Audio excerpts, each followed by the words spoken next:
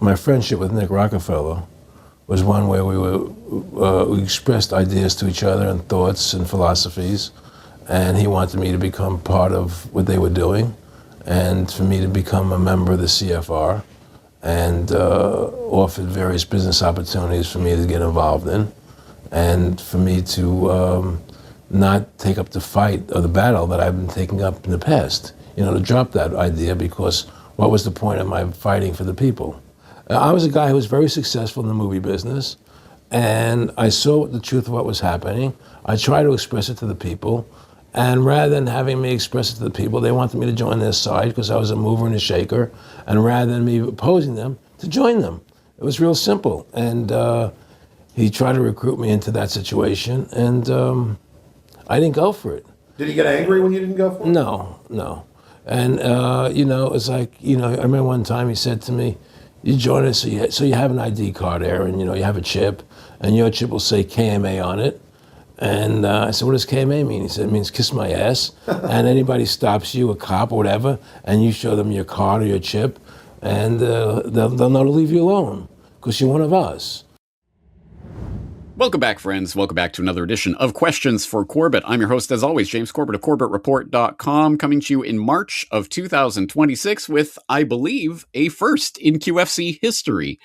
Namely, today, I'm going to take a question that I answered to the best of my ability with the information at the time nearly a decade ago, and revisit that question in the light of newly released information that, yes, is broadly along the lines of what I answered all those years ago, but is even more crazy than I imagined. So you're in for a doozy. Strap in. And all of this relates to what we just witnessed. You remember that. That was Reflections and Warnings, an interview with Aaron Russo, which was released by Alex Jones and the InfoWars crew back in 2009 and made a lot of waves in the independent media space at that time. If you happened to be around, or even in the intervening years, you've probably heard or seen this interview at some point, or referenced at some point, where Aaron Russo talked about, amongst other things, of course, he was the documentary filmmaker behind the Freedom to Fascism documentary, which was very important and influential in the early 2000s in the freedom movement. But he was also, as he revealed in that interview with Alex Jones, he was also a friend of a Nicholas Rockefeller, who befriended this Hollywood producer and started talking to him behind the scenes about various things. And that, again, has become common knowledge. You remember it by now. He talked about there's an event that's going to happen in the near future. This was right before 9/11. He was talking about invasion of Afghanistan and Iraq, and he was talking about what was going to happen, the development of the police state, and that people are going to get microchipped, but us elites are going to have the KMA microchip. What does that stand for? Kiss my ass, all that. He talked about feminism and how the whole feminist movement was set up by the Rockefellers to basically bring the other half of the workforce into the workforce so that they could be taxable and children could be educated in indoctrination camps, etc., etc. You have heard some version of this surely by now. And if you haven't, well, obviously you can follow the link in the show notes to watch that full interview with Aaron Russo when he talks about his experiences. But you can also watch this clip from Questions for Corbett number 38 on who is Nicholas Rockefeller, where 9 years ago, I had a question about this very topic. The next question is an email question. It's in from Vega, who writes, what is your take on Aaron Russo's interview where he exposed the 9/11 fraud, Rockefeller-funded feminism, and microchipping? Who was this Nick Rockefeller? Can't seem to find much about him. Excellent question, Vega. Thank you for the question. So, who was Nick Rockefeller? That's an interesting question. So for people who don't know, this is about, I think it was Warnings and Reflections, something like that. That was the name of this hour-long interview with Aaron Russo that was fairly well known, I would say, in conspiracy circles a decade ago. It was one of Aaron Russo's final interviews, and he talked about a number of things, including meeting Nicholas Rockefeller of the Rockefeller family, who told him back in 2000, told him that there was going to be an event, and on that event they were going to go into Afghanistan and Iraq and maybe Venezuela after that, and this and that was going to happen, and ultimately you were all going to be microchipped and blah, blah, blah. There's a lot of details in that, including, Aaron, why do you think we helped bring feminism about? It's not why you think, and all that kind of stuff. So it was a fairly well-known story, at any rate, a decade ago in conspiracy circles. I don't know how much it's common knowledge these days, and you can still see that interview online. It's widely available. But the question is, who is Nicholas Rockefeller? Aaron Russo, in that interview, I think they showed the picture of Aaron with Nicholas Rockefeller. So it's this guy. And everyone at the time, including myself, just took it, Nicholas Rockefeller, must be a Rockefeller, must be part of the Rockefeller family. But is he? So this is the Rockefellers, an American Dynasty, Peter Collier and David Horowitz, which is one of the standard Rockefeller biographies from the 70s. And it has the most thorough Rockefeller family tree that I know of, in graphic form anyway, that goes up to the 4th generation, which at that time was the kind of operative generation, or the up-and-coming generation, I should say, back in the 70s, which presumably Nicholas Rockefeller would have at least been in that generation. One would imagine he wouldn't have been born after, the 1970s. So here is that, and he's certainly nowhere on here. He's not on the John D. Rockefeller family tree. Now, it's possible he could be elsewhere on the Rockefeller family tree, i.e. William Rockefeller, who was John D.'s younger brother and a co-founder of Standard Oil. But as far as I can tell, and as much as I can research into that, Williams Rockefeller's family lineage does not show any Nicholas in the grandson generation. So no sign of him there. Perhaps he was part of even one of the other branches of the Rockefeller family tree. Maybe, Lucy or Mary Ann or Franklin or Francis, who, no one even knows about. If Nicholas Rockefeller is on the Rockefeller family tree, and I can't find him anywhere on there in any permutation, but if he is somewhere there, he may be on one of the kind of outer branches of the family tree, not part of the, quote-unquote, the Rockefeller family, i.e. the John D. Rockefeller lineage. He is not part of that family. So that's interesting. So who is he? Well, he is a real person. He is a person. We can determine that. He has a highly sketchy website, which you can go and check out, nicholasrockefeller.org. And there is a Bloomberg page on him, noting that he is an attorney. He's named as a member of the advisory board for the RAND Center for Asia Pacific Policy. He is a CFR member that you can confirm on the CFR membership page. There's a New York Times article from 1999 about a luxury hotel deal in Indonesia that his Rock Vested Development group was part of. That does mention he is connected with the Rockefeller family, but does not give any details of that. And then this Rockvest Development, it doesn't seem to be in any way related to the Rockefeller, i.e. Rockefeller Foundation, Rockefeller Brothers Fund, any of that kind of stuff. So it just gets sketchier and sketchier. My best guess at this, and I don't have the 100% details on this, but my best guess on this is that either Nicholas Rockefeller is some very fringe kind of member of one branch of the Rockefeller family tree that's far from the center and uses that name, like, oh, I'm a Rockefeller, but isn't really, he's not David, he's not, one of the brothers or what have you. So it might be that situation, or he might be a con man. It might be someone with the name Rockefeller who's just using that name, like, just, hey, I'm Rockefeller, I'm Rockefeller. It could be a complete con man for all I know. I don't know, but he's clearly something. He's on CFR and what have you, so he's something. But what relation to the Rockefeller family tree, I don't know. And to some extent, there's some kind of con going on here. He's not in the thick of things, because there's very, very little information about him online, very little that you can find that's of any substance. As I say, hopefully you remember that information and you remember that answer that I was able to give back in 2017 and my ultimate conclusion that, yes, this was a con of some sort being played on someone. Well, boy, was I right, and in the most surprising way possible. And the information has now come to light. And we're going to take this firstly from how I discovered this information was from a recent Substack post by a good friend of the show and previous guest here on Corbett Report, Jacob Nordangard. On his Pharaoh's Chronicles Substack, he recently had this post: Nicholas Rockefeller, the greatest imposter in American history? ?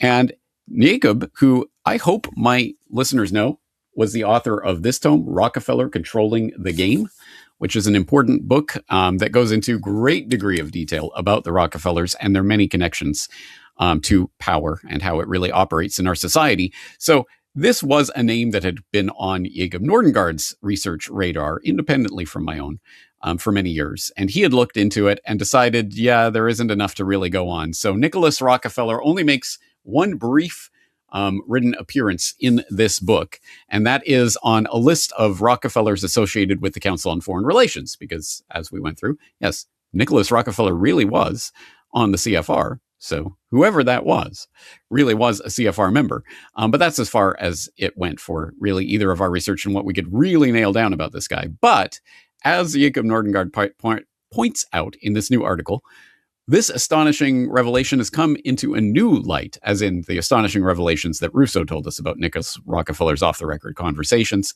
After Nicholas Rockefeller's death on Halloween 2024, it was revealed that he was not a Rockefeller at all, but an incredibly sophisticated fraudster who managed to fool everyone in 40 years. His real name was Spiro Pavlovich III. An incredible story. So, of course, I will first and foremost direct people to Jacob's Substack, but from there you will see the link to what is a multi-part series by this author, this journalist, Jonathan Alter, about the 40-year con. Nicholas Rockefeller, Yale, Davos man, member of multiple boards, died a pillar of the West Coast establishment. Then the truth came out. And well, we'll get into this and the story behind it, but first you have to know a little bit about Jonathan Alter and his appearance in this story, which actually goes back to 1976, when Alter was, I think, an 18 or 19-year-old applying to become part of the Harvard Crimson journalist team. And in order to do that, he had to earn his journalistic chops by reporting on some important story. So he decided to report on something that was happening there at Harvard there in 1976, the dramatic expose and expulsion of a serial fraudster from Harvard. It was a piece that he wrote for the Crimson in March 1976 under the headline, "A Rose by Any Other Name." And he writes about this Spiro Pavlovich III, who was charged with twice bluffing his way into Harvard Law School, and also his wife Monette, who was attending the business school after allegedly faking transcripts in order to get in. She was also arrested by the FBI for falsifying applications for government-insured loans. So that was a federal crime that they were charged with there. And this goes into the story of Spiro Pavlovich III and his background and his colorful youth and stories that followed him around, even back when he was in high school, pulling what is described as pranks, but really was fraud. For example, while he was attending Loyola in New Orleans, he sponsored an expensive formal and tried to pass off an unknown nightclub singer as Aretha Franklin, promoted it as an Aretha Franklin concert. Apparently, he didn't just try that once. He tried it on multiple occasions and was run out of town on a couple of occasions. But in the fall of 1968, he showed up at Harvard Law School, where he spent the next 2.5 years as a diligent student. But when it came time for a summer internship, he started telling tall tales and spinning yarns and saying that he was the great grandnephew of Tsar Nicholas of Russia. He was interviewing for someone who he told that he was an avid scuba diver, but that destroyed his credibility because one of the partners at the firm that he was interning was a scuba enthusiast and fooled Spiro into expanding on the subject about which Pavlovich knew nothing. The firm contacted Tulane University and then Harvard Law. Harvard asked King and Spalding, the people who were thinking of hiring him, if it wished to press charges, but the firm declined. So he had been caught out and then expelled from Harvard Law, but he came back. He first enrolled at the University of New Orleans as a transfer student from Tulane with a new identity, Jason Scott Cord, and completed a very successful stint there.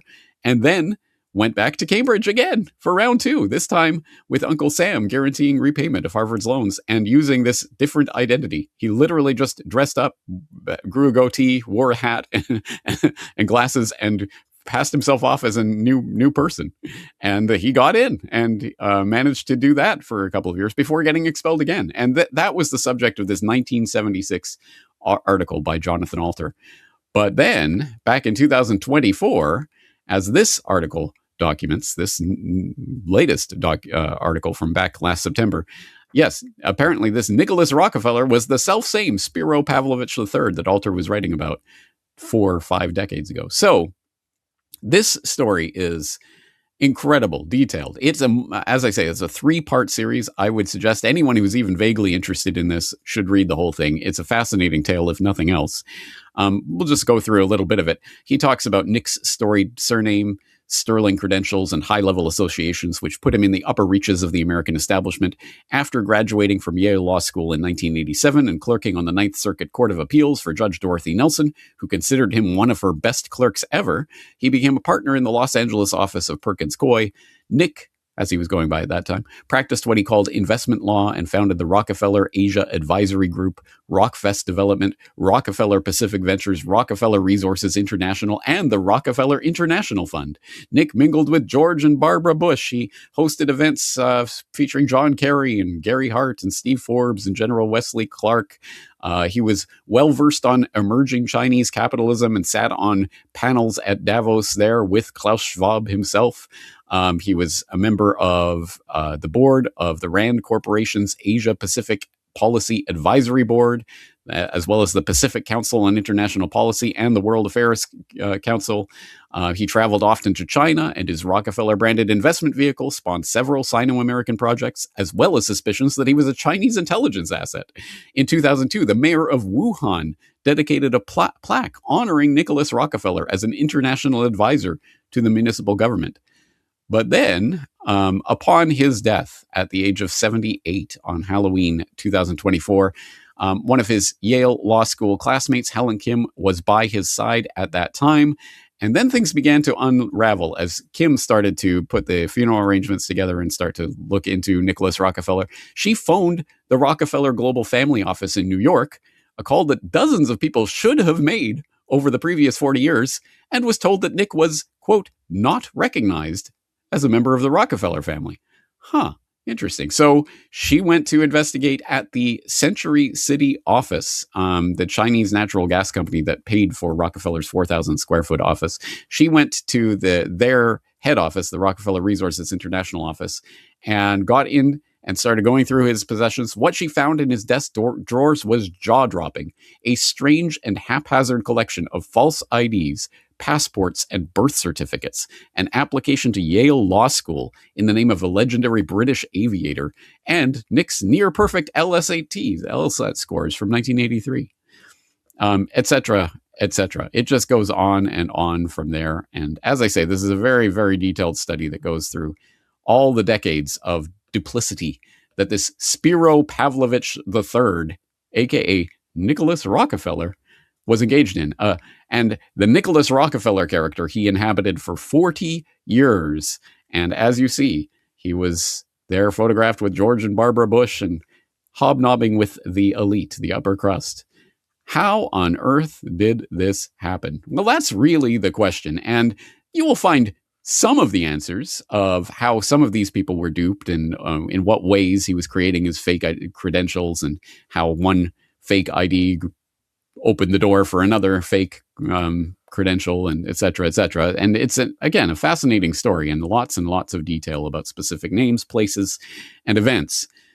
But it doesn't quite go all the way there. And that is something that Jacob and both Jacob and myself tend to think. Yeah, the Alter article is, as I say, fascinating, detailed, but doesn't quite go all the way. So let's go all the way. And in that regard, I had the chance to talk to Jacob Nordangard about this Alter expose, this deep dive, and what it does and does not say, etc. So let's get into this. And I started by asking Jacob, again, author of Rockefeller Controlling the Game, someone who knows something about the Rockefeller family, how he came about this latest piece of information about Nicholas Rockefeller, aka Spiro Pavlovich III, when it had completely evaded my research radar? Yes, I as usual, it's not that I was looking for information about Nicholas Rockefeller. It was just I was searching for something else when this came up. Probably something related to the Rockefellers. I guess now it just slipped my mind. I don't remember because as I saw it, it was just what. This is the answer to everything. So I started reading this, and it was behind a paywall, but it was so interesting. So I just had to read it, and upon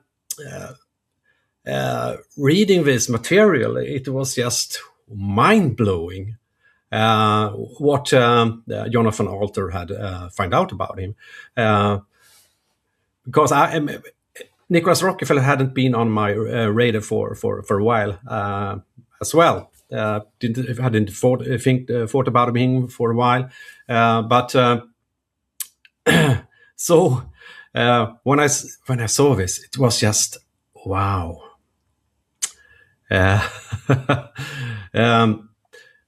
With a level of defrauding, it was just astonishing, and being able to kind of act like a Rockefeller for 40 years without detection, and also being able to assume he was known as Spiro Pavlovich III, as you said, and assuming this identity after he had 2 times came into, he was accepted into the Harvard Law School with fake identities. And it was just, what? And the 3rd time he could fake Rockefeller identity. And he actually was when he was at Harvard, he was kind of a bragging type. He liked to exaggerate things that he had done in his life achievements. So he dropped this things like he was the great grandson to the Tsar Nicholas of Russia and so on, and but he was a kind of a scuba diver that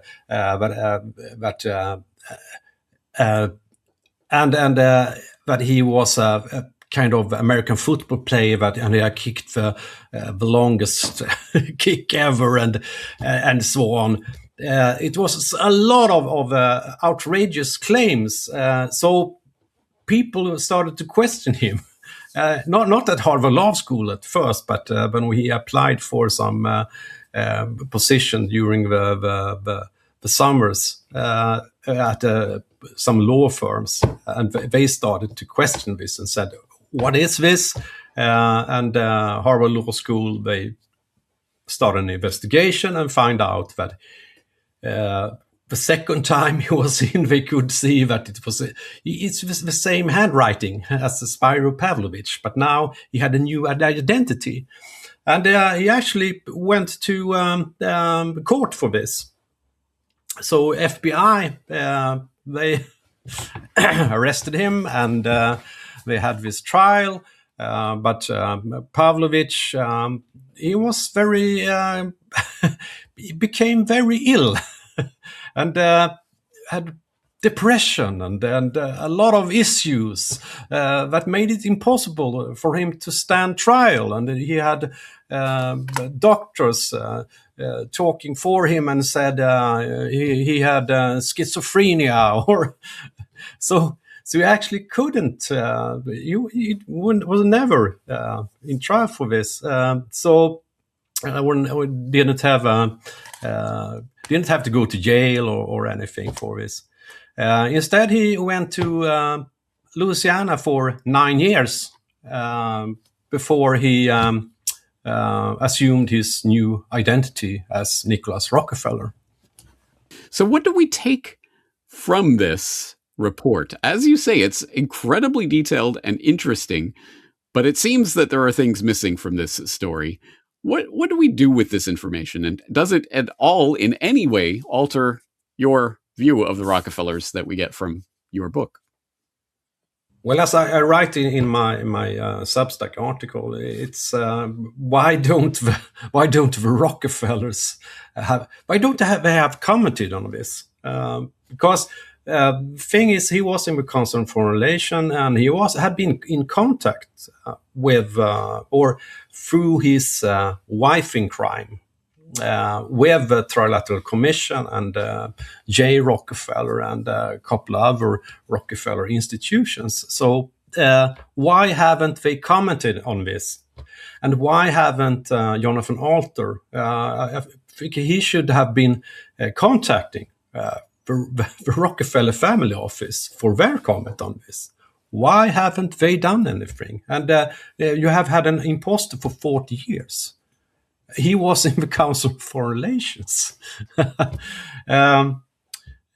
So, and now I forgot your question. Well, but I think you demonstrate the point of the power of that name, but also the mystery around the ability of somebody to just go around and start using the name with absolutely seemingly no total impunity for decades, literally 40 years going around using that name, starting Rockvest and Rockefeller Philanthropy Fund and whatever else he came up with. It's a misuse of a family name. Yeah. I mean, that's something that he should be in court for doing this. So it's just a mystery. But as I write in my Substack article, that's what was the point I was going to give, is that the Rockefellers themselves, they are very, very great, grand ancestor is William Devil Bill Rockefeller, a fraudster, a bigamist, and he's when you read about Nicholas Rockefeller, well, that was what Devil Bill did. So. I cheat my boys every chance I get, said Devil Bill. Yeah, exactly. So it's famous. So of course, it's like, why would they do it? Why would they talk about an imposter Rockefeller? And fascinating. So stuff. much things would come up in the light with exposing. You would think so. But so I guess the real question here is, then what do we do with this information with regard to the infamous Aaron Russo interview and what Nicholas Rockefeller told him about what the Rockefellers were planning for humanity? What do we do with that information now? Yeah. The thing is, that kind of information don't have to be wrong. Because one thing is that, how did Nicholas Rockefeller know about what would happen after this event? How could he come up with that knowledge? Did he just invent it, or just trying to say things to Aaron Russo to feel to be important and saying shocking things? Well, maybe not. If you are in the intelligence, if you are, because he met with a lot of powerful people with a Rockefeller name, so he can have known a lot of things what was going on, and also if he was in the intelligence. If you're in the intelligence, you get pre-knowledge of things that will happen. So don't have to be anything wrong with that information. But they can also use this thing with exposing now Nicholas Rockefeller as a fraud, but everything he has said was a fraud. So leaking that kind of information, and now we can close that. It was just a crazy conspiracy thing.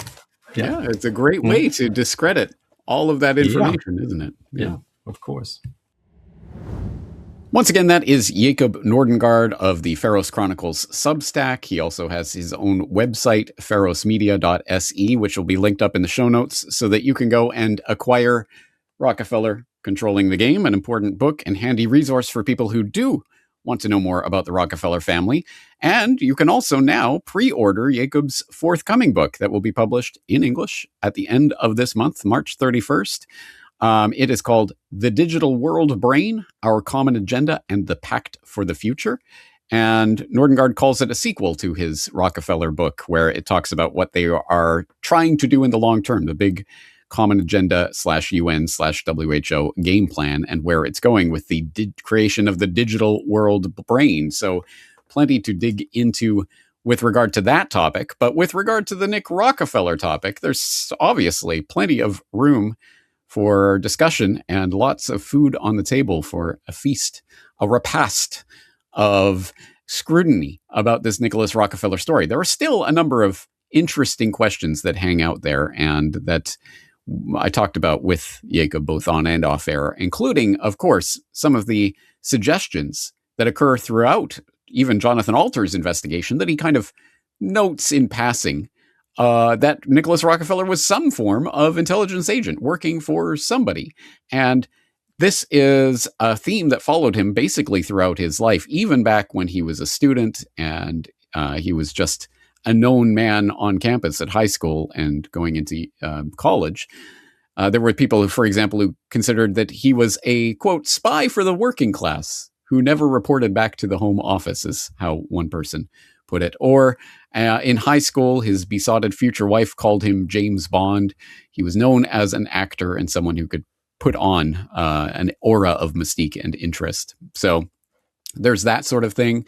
Both of them had been arrested by the FBI, so they had some sort of contact with domestic intelligence. And the report goes on in part 2 and part 3 to talk about other interesting aspects of this. For example, at Mary's and other Yale haunts, Nick was more expansive when describing his time with NATO on the staff of British General John Hackett, the real, if long retired, commander of NATO's Northern Army Group. Sometimes he claimed that he worked for several years on a secret NATO project that required him to spend 6 weeks in a safe house in communist Russia. And one story that is related along those lines, one night over drinks, a classmate asked him about his spycraft. What if you suspected the person offering you documents was a double agent? Nick swished his thick scotch glass and in a quick, athletic motion, rammed it a fraction of an inch from his friend's face, showing that he could easily drive his nose into his brain. I had no doubt that he had been some kind of agent, the friend says.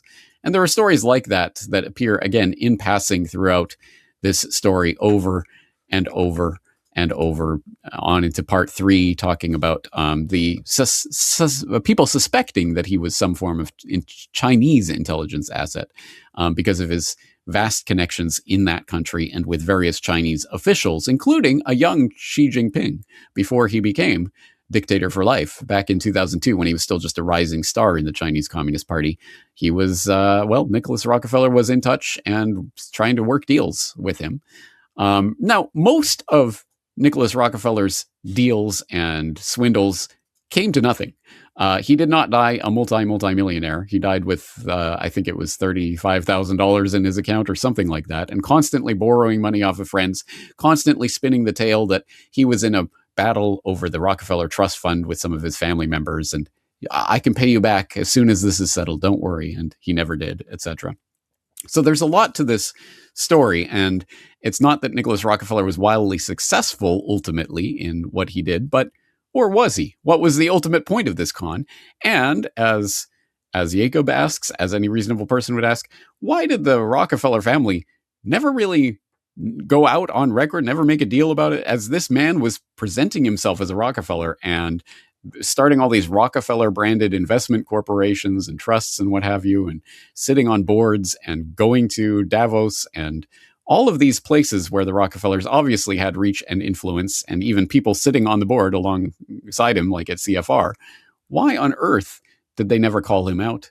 Who was he really working for? Speculate away, guys. There's clearly more to this story than we know, but I would also say that in opposition to those who think that it is all one grand conspiracy that's completely controlled by a few people at the top who literally control absolutely everything that happens on planet Earth, I think there is no doubt that Nicholas Rockefeller genuinely was a con of some sort, a con man, and maybe a spy, maybe something else. But anyways, genuinely a con man who genuinely assumed a Rockefeller identity and perhaps was permitted to do so or encouraged to do so, but at any rate, assumed that identity and successfully got away with it for decades, largely, and I'd say for most people, on the back of the fact that he never pushed it too far.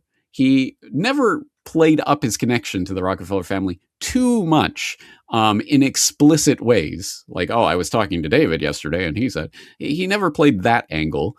He just more alluded to his connections to the family. And most people, most of the time, were willing to go along with it because here's this flashy, fast-talking guy who seems to spend money and looks the part. So let's go along with it. And a lot of people were seduced by the potential power and influence of being close to a Rockefeller and were willing to go along with it. I certainly do believe that a lot of people were just genuinely conned by that. Who would think that the person being so open and brazen about his Rockefeller money and connections would be a complete imposter? And who would think to check? Well, apparently not many people.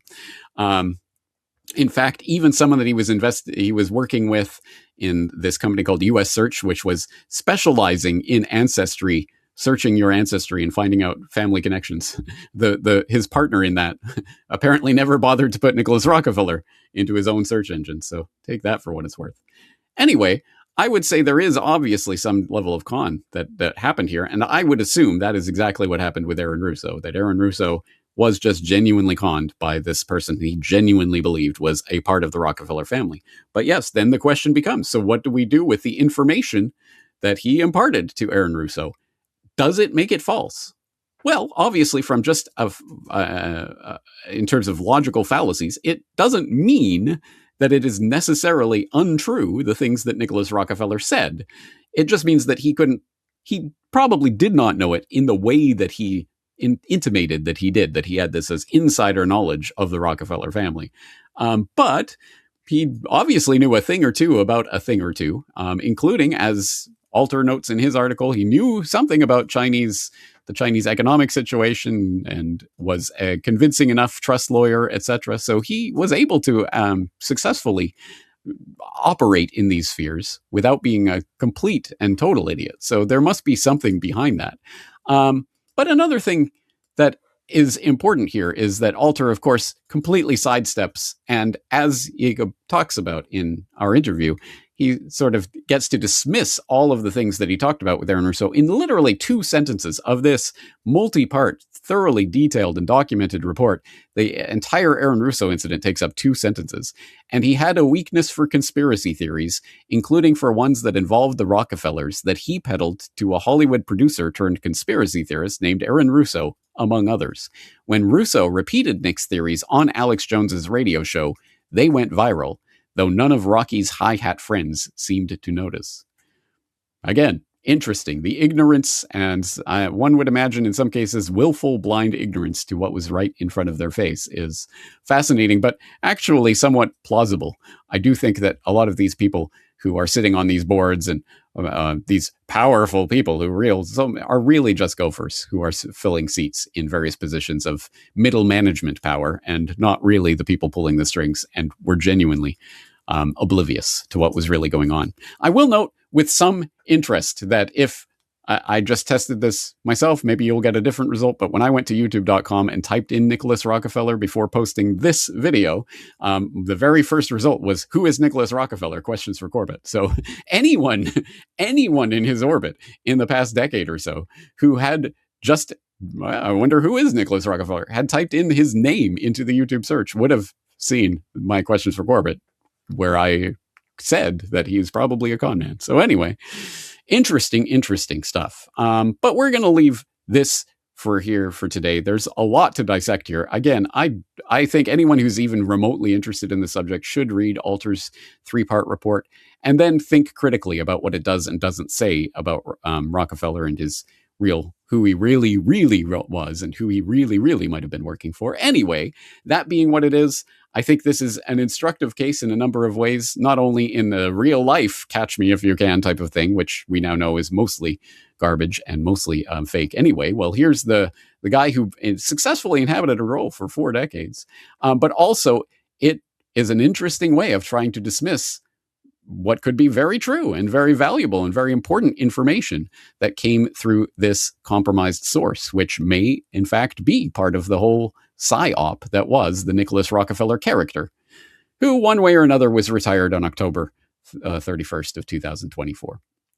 Anyway, I just thought this was all very interesting, and obviously this relates to what I was talking about 9 years ago here on Questions for Corbett, so I thought I'd like to tie the little bow on it here for today, but I'm interested to see your thoughts on the whole Nick Rockefeller situation. So, Corbett Report members, of course, as always, invited to log in and leave your thoughts and comments in the comment section at corbettreport.com. I'm looking forward to that, but we're going to leave this exploration here for today. James Corbett, corbettreport.com, looking forward to talking to you again in the near future. Oil. The 19th century was transformed by it. The 20th century was shaped by it. And the 21st century is moving beyond it. But who gave birth to the oil industry? And what are they planning to do with that power in a post-carbon world? The Rockefeller family has announced it will begin divesting from fossil fuel companies. There is a price to carbon in their future. The negative impact of population growth. That is important not only for the planet, it is important for the business. What do you see as the biggest challenges in conservation? The growing human population. How and why big oil conquered the world. Watch the documentary for free at corbettreport.com or purchase a DVD copy at newworldnextweek.com.